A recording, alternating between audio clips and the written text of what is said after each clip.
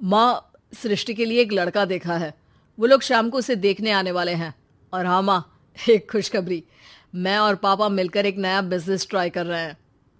शाम को लड़का आता है, सांवले रंग का। सृष्टि को तो बिल्कुल भी पसंद नहीं आता। लड़की की माँ कहती है, लड़की का चेहरा तो कोई खास नहीं, लेकिन अगर मेरे बेटे को आप लोग सेटल कर दें तो मैं उसकी शादी आपकी बेटी से करवा दूं। सृष्टि को लड़का बिल्कुल पसंद नहीं था। उसे भाई पर गुस्सा आ जाता है। लड़के वालों के जाने के बाद कहती है, माँ देखा, शीनू मेरे लिए कैसा लड़का लेकर आया। न दिखाने लायक न सुनने लायक, सेटल भी नहीं, वो भी हम करे। अरे माँ, मैं जानती हूँ ये मेरी शादी किसी भी घर में क्यों करवाना चाहता है। अरे कैसी बात कर रही है बहन? तूने तो देखा ना, लड़के को मैंने ही मना कर दिया तुझसे शादी के लिए। जिसने लड़का बताया था उसने उसकी बहुत तारीफ की थी। बात आई गई हो जाती है, लेकिन सृष्टि का मन शांत नहीं होता। क्या करूं, कुछ समझ में नहीं आ रहा। मेरी शादी हो गई तो ये लोग पूरी प्रॉपर्टी शीनू के नाम कर देंगे। मेरे हाथ तो कुछ लगेगा ही नहीं। तभी सृष्टि को आइडिया आता है। वो किसी वकील को फोन करती है। जी देखिए, अगर आपके मम्मी पापा का तलाक हो जाता है तो आपके पिता की आधी प्रॉपर्टी आपकी माँ के नाम हो जाएगी। फिर उसे वो किसी को भी दे सकती है।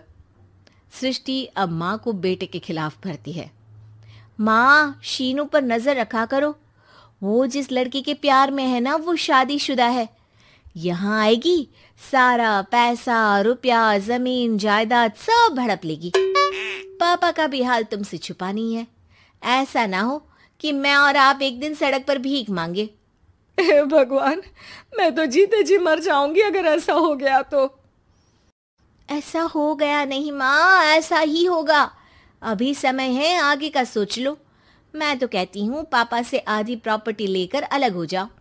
पापा की आधी प्रॉपर्टी भी हम लोगों को अगर मिल जाती है ना, तो अगले 7 जन्म सफल समझो। बेचारी माँ बेटी के कहने पर पति से तलाक लेकर अलग हो जाती है। सृष्टि अब पैसों से गाड़ी और अपने दूसरे महंगे शौक पूरे करने लगी। उसके दोस्त भी उसके पैसे इस्तेमाल करते। सृष्टि, कल तुम कहाँ थी?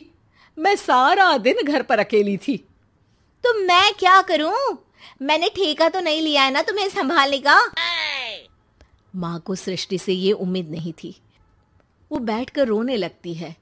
वहीं उसका पति यानी कि सृष्टि के पिता आ जाते हैं। मैं जानता था कि तुम्हारा यही हाल होगा, तो आपने मुझे रोका क्यों नहीं? मैं रोकता तो तुम रुकती क्या? सृष्टि के कहने पर तुमने मुझ पर अपने बेटे पर शक किया, लेकिन तुम ये भूल गई कि कैसे हम दोनों ने मिलकर जीवन में इतना सब खड़ा किया। माँ पति के गले लग जाती है। मुझे माफ कर दीजिए, मैंने आपकी कमाई का एक बड़ा हिस्सा गवा दिया। कोई बात नहीं, तुम साथ हो तो मैं ऐसी 7 प्रॉपर्टी खड़ी कर दूंगा।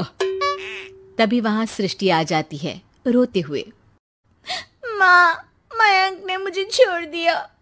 वो बोल रहा था जब तक मेरे पास पैसे थे तब तक ही वो मेरे साथ था।